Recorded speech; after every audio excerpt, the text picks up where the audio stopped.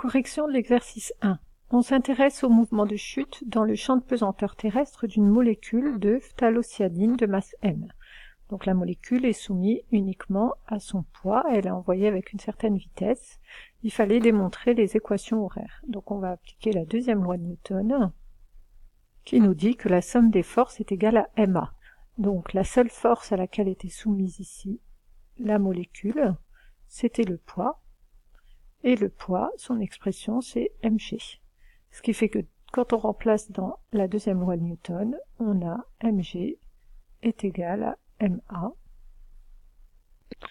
Donc g est orienté vers le bas, comme l'axe z, donc on va donner les coordonnées du vecteur g. G selon x, ben, il n'y a pas de coordonnées, et selon le vecteur z, donc cette fois on ne mettra pas moins g, puisque z est déjà vers le bas, donc g, son expression selon l'axe z, c'est directement g. Ce qui fait qu'on a, voici les coordonnées du vecteur a. La vitesse, on l'a tout simplement en intégrant, donc une première constante, et gt plus une deuxième constante. Alors, à t égale à 0, on avait le vecteur v0, on voit qu'il est uniquement selon le vecteur x, donc là on avait 0, et rien selon le vecteur z, donc on en a déduit l'expression du vecteur v, v0 et gt. D'où les équations horaires. Donc, pour le mouvement, on intègre, on obtient v0t plus une constante, et puis selon z, 1 demi de gt carré plus une constante.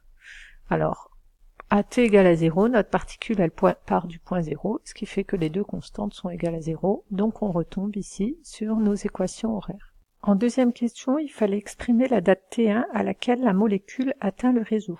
Donc le réseau c'est ici, donc il va falloir essayer de retrouver ici ce temps-là. Donc ce qu'on sait par rapport au réseau, c'est ici ces coordonnées selon x, donc on sait que au niveau du réseau, le x, il est égal, donc c'est le x pour le temps t1, il est égal justement à d1.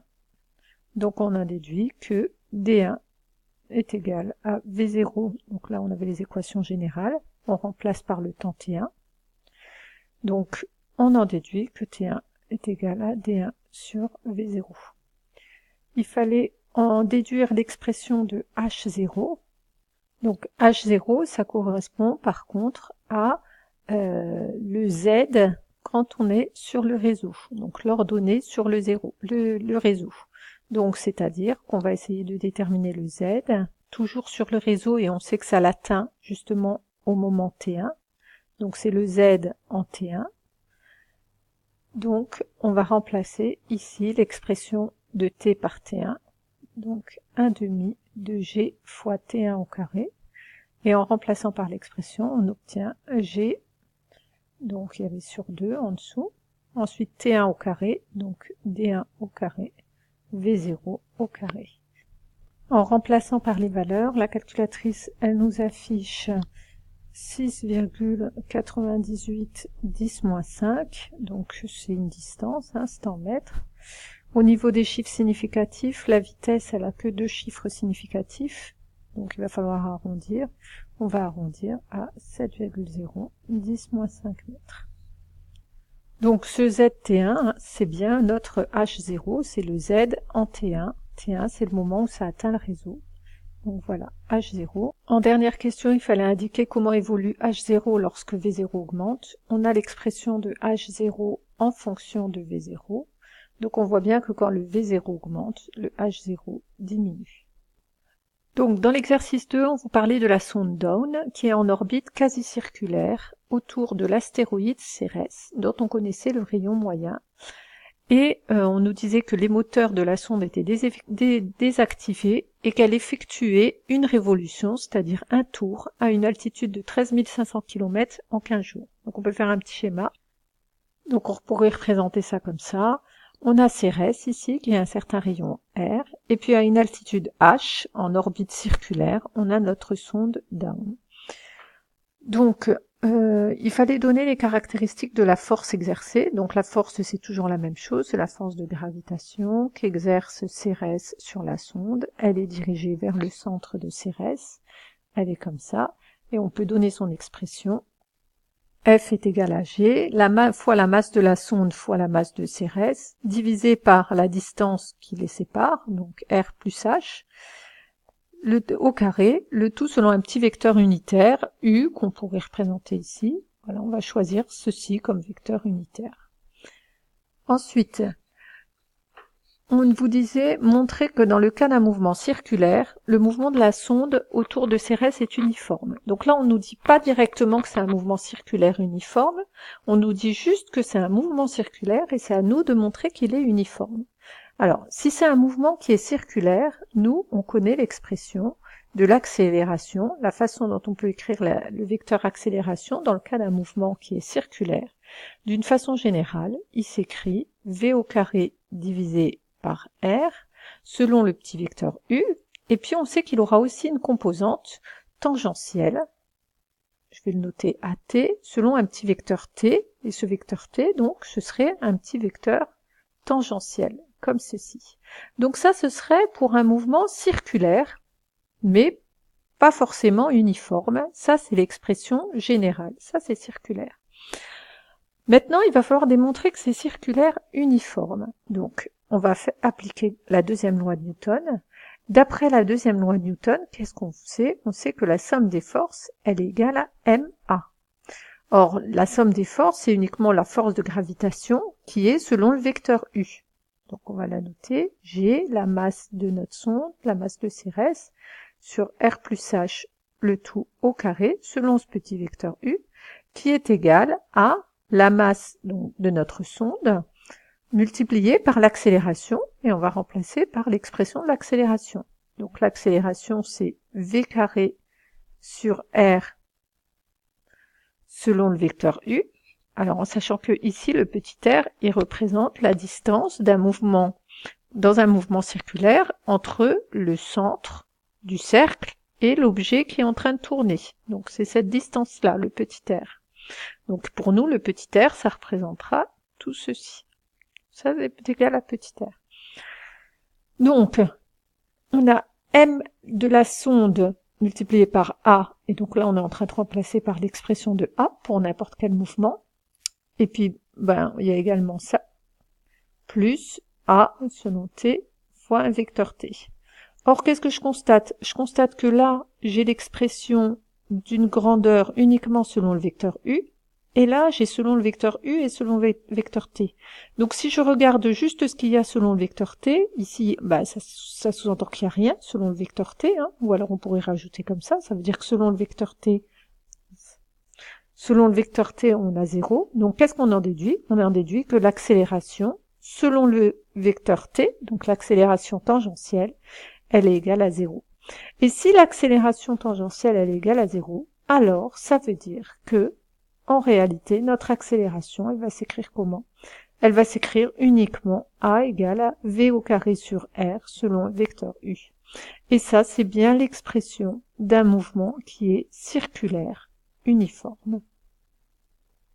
Donc c'est un peu le même raisonnement que ce qu'on fait d'habitude, sauf que là on l'a fait un petit peu dans l'autre sens, où on part plutôt d'un mouvement général et on vient démontrer que c'est uniforme. Ensuite, c'est plus des questions classiques, il faut établir que la vitesse de la sonde est donnée par cette expression-là. Donc on sait que A c'est V au carré sur R, donc A c'est V carré sur R, donc il nous reste plus que l'expression, donc ça on a trouvé que c'était égal à 0, il nous reste plus que cette égalité-là, selon le vecteur U, donc G MD MC sur la distance au carré, selon le vecteur U, est égal à MD V au carré sur R, selon le vecteur U. Donc on peut l'écrire ici. J'ai simplifié en remplaçant le R plus H, le grand R plus H, par le petit r. Là, on va pouvoir simplifier pas mal de choses. Je constate que on a un R qui va disparaître. Et puis, il y avait aussi la masse que j'ai oublié de noter, hein. Il y avait bien MD ici. Donc cette masse aussi, elle va se simplifier. Et donc, on retrouve ici l'expression qui est donnée là. En question 4, il fallait en déduire l'expression de la troisième loi de Kepler. Donc je rappelle l'expression de la troisième loi de Kepler. Elle nous dit que t au carré sur a au cube est égal à une constante dans le cas d'une orbite elliptique avec a, le demi-grand axe. Ici. ici, A, c'est le demi-grand axe, donc la période de révolution d'une planète, par exemple, qui ferait une ellipse autour du Soleil, vérifie forcément cette expression-là. Donc ici, c'est pas elliptique, c'est circulaire, mais c'est un cas particulier, donc on va essayer de retomber sur cette expression. On voit que cette expression, elle fait apparaître la période, alors que nous, ce qu'on a trouvé pour le moment, c'est plutôt une expression avec la vitesse. Donc, comment est-ce qu'on va faire? On sait que le satellite, il tourne à une vitesse en faisant un tour, donc une distance qui vaut 2, donc une certaine distance qui vaut 2 pi r, en un tour, donc en 1 t. Donc on peut en déduire l'expression de la vitesse. La vitesse est égale à 2 pi r sur t. Et on a vu que la vitesse était aussi égale à tout ça, racine de g mc sur r. On va mettre toute cette expression au carré. Et quand on met toute l'expression au carré, on obtient que t au carré sur r au cube, ça va nous donner une constante qu'on va pouvoir définir, 4 pi carré divisé par gmc. Il fallait montrer en question 5 que le graphique ci-contre est cohérent avec la troisième loi de Kepler. Qu'est-ce que j'obtiens? J'ai un graphe qui passe par l'origine, c'est une droite qui passe par l'origine, donc j'en déduis que t au carré c'est une constante fois a au cube. Donc effectivement, t sur a au cube est égal à une constante, donc ça vérifie la troisième loi de Kepler.